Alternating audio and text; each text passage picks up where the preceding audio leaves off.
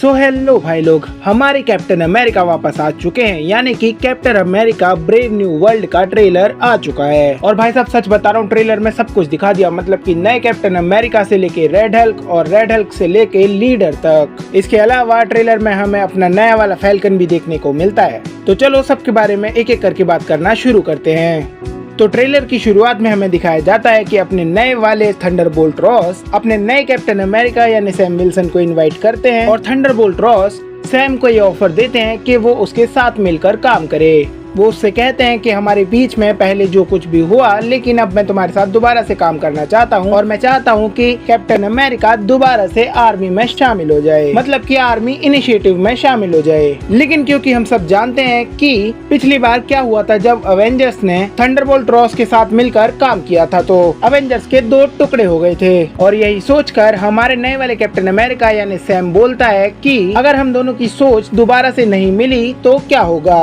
लेकिन फिर भी थंडरबोल्ट रॉस कहते हैं कि नहीं, तुम मेरे साथ मिलो। लेकिन इसके रिपरकशंस हम आगे जाकर देखते हैं।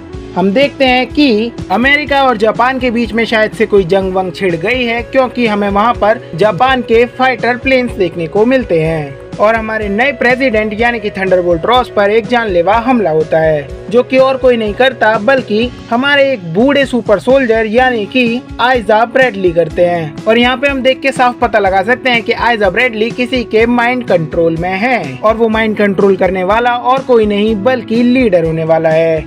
और अगर तुम लीडर को नहीं जानते तो द इनक्रेडिबल हल्क मूवी में ये वाला जो बंदा था वही द लीडर है। और जैसे अपने हल्क के पास स्ट्रेंथ की पावर होती है, वैसे ही इस वाले हल्क के वर्जन के पास मेंटेलिटी यानी कि ब्रेन की पावर होती है और इसका दिमाग सबसे ज्यादा तेज होता है। और ये ट्रेलर में हमें दिखाया तो गया है, लेकिन पीछे से, ताकि हम इसे पहचान ना सकें। इसके अलावा ट्रेलर में आगे जाकर हमें हमारे जियान कार्लो एस्पेसितो भी देखने को मिलते हैं, जो अभी अभी बॉयज को छोड़कर मार्वल में आए हैं। और ये इस टीजर में काफी ज्यादा एक्शन करते हुए हमें दिखाई देते हैं और हमारे कैप्टन अमेरिका के पीछे पड़े हुए हैं। और मुझे तो ऐसा लगता है कि इन्हें भी लीडर ने पोजेस कर रखा है, यानी इनका भी माइंड कंट्रोल कर रखा है। या फिर ऐसा भी हो सकता है कि लीडर ने इन्हें कैप्टन अमेरिका के नाम की सुपारी दी हो, क्योंकि इनका जो कैरेक्टर है वो कॉमिक्स में भी एक मर्सनरी होता है, यानी कि कॉन्ट्रैक्ट किलर।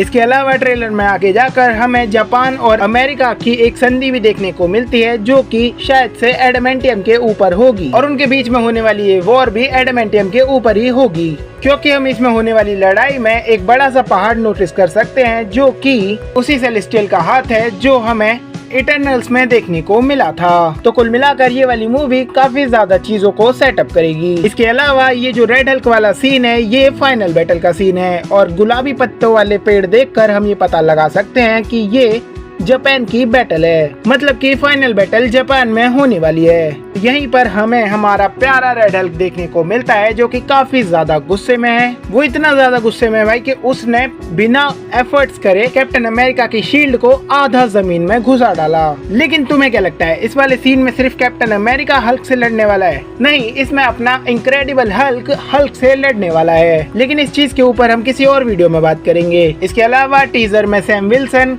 अपने थंडरबोल्ट रॉस से कहता है कि दुश्मन आपके घर में घुसकर बैठा है, तो इसका मतलब ये है कि हमारे लीडर ने शायद से व्हाइट हाउस पर कब्जा कर लिया होगा और वो वहीं से सारी चीजों को कंट्रोल कर रहा होगा और कोई भी चीज हमारे प्रेसिडेंट अंकल के हाथ में नहीं रही होगी, जिससे परेशान होकर उन्होंने हल्क वाला सीरम ले लिया। तो टीजर को देखकर मूवी तो काफी होनहार लग रही है, लेकिन मार्वल वालों प्लीज हमेशा की तरह हगना मत, क्योंकि ये टीजर हमें Captain America Civil War, Captain America Winter Soldier सबकी याद दिला रहा है। इसके अलावा सिर्फ एक लाइक कर दो।